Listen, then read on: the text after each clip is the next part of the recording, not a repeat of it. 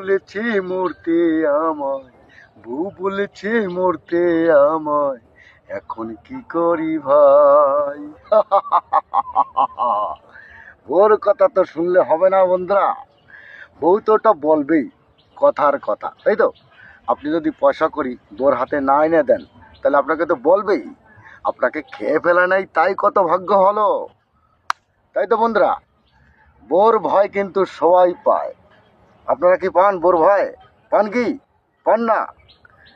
Bore ভয় পেতেই হবে, ঠিক আছে তো? বউ বলেছে মরতে আমায়, বউ বলেছে মরতে আমায়, এখন কি করি যে ভাই?